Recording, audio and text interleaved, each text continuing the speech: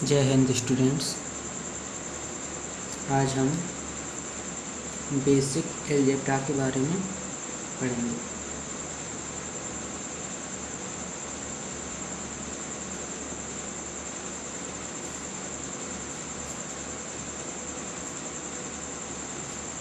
Basic algebra, इसमें हम सबसे पहले देखेंगे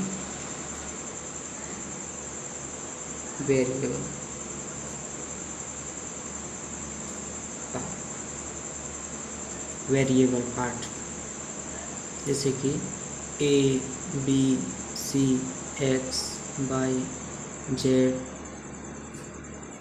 P Q R dot dot dot.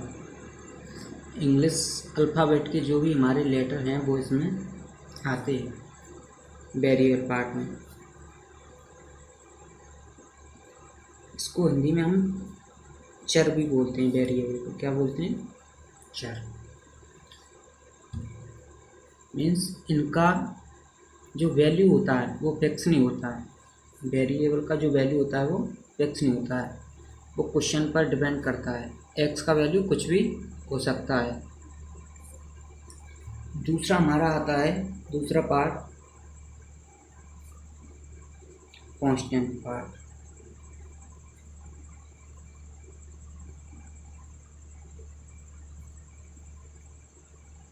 इसे 1 2 3 4 काउंटिंग नंबर्स डॉट डॉट। इनकी वैल्यू फिक्स रहती है। जैसे 1 की वैल्यू 1 ही रहती है, 2 की वैल्यू 2 ही रहती है, लेकिन यहाँ पर इनकी वैल्यू फिक्स नहीं होती है। तो ये वेरिएबल पार्ट, ये कांस्टेंट। अभी तक हमने पढ़ा था कांस्टेंट पार्ट के बारे में। इसके प्लस माइनस मल्टीप्लाई डिवाइड सब के बारे में पढ़ा था। अर्थमेटिक।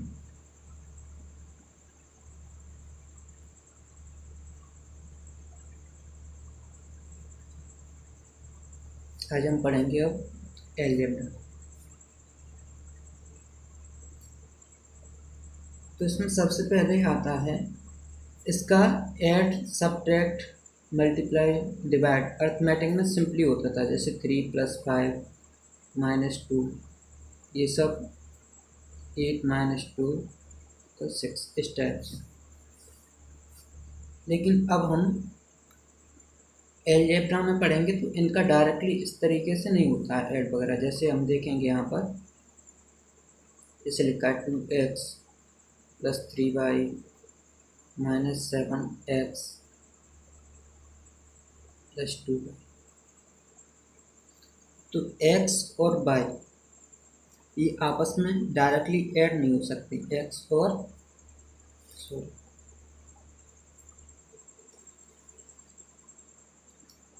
जैसे मैंने लिखा 2x + 3y - 7x + 2y, तो यहाँ पर x और y डायरेक्टली ऐड नहीं हो सकते हैं। इसमें 2x 7x से प्लस और माइनस होगा, और ये वाला 3y इस 2y से प्लस या माइनस होगा। तो 2x प्लस के हैं, 7x माइनस के हैं। 7x में से 2x माइनस करेंगे तो माइनस का 5x प्लस 3y + 2y तो 5, इस तरीके से होगा। तो इसमें क्या देखना होता है, दो चीज़ें होती हैं। एक तो हमारा होता है लाइक टर्म,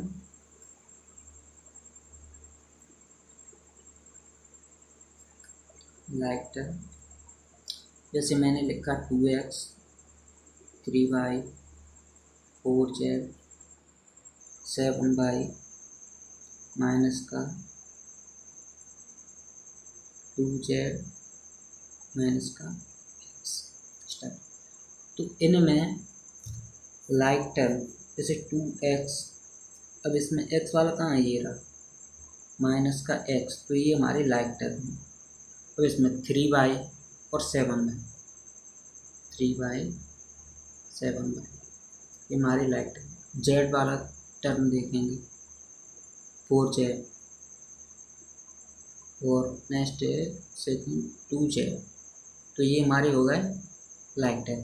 लाइक टर्म मतलब जिनका वेरिएबल पार्ट सेम होना चाहिए। इसका भी x है और इसका भी x है। आगे 2 हो, 4 हो, 1 हो, कुछ भी हो, उससे कोई प्रॉब्लम नहीं। बस हमारा वेरिएबल पार्ट कैसा होना चाहिए, सेम होना चाहिए। यहाँ पर y सेम है, z सेम है। तो ये है हमारे टर्म।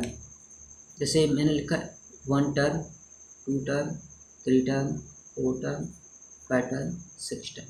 ये टोटल कितने टर्म हो गए, 6 टर्म। और ये हो गए हमारे इसमें से लाइक टर्म। अगर हम इसी में देखें अनलाइक टर्म,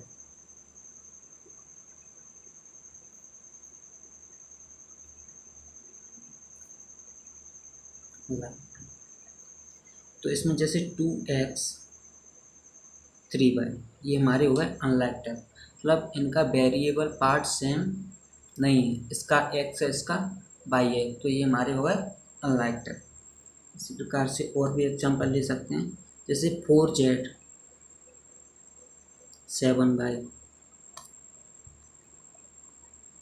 इसमें भी हमारा वेरिएबल पार्ट सेम नहीं है, तो ये हमारे अनलाइक टर्म। जो हमारे लाइक टर्म होते हैं वो ही आपस में ऐड और सब्ट्रैक्ट हो सकते हैं। जैसे एग्जांपल देख सकते हैं, मैंने लिखा 2x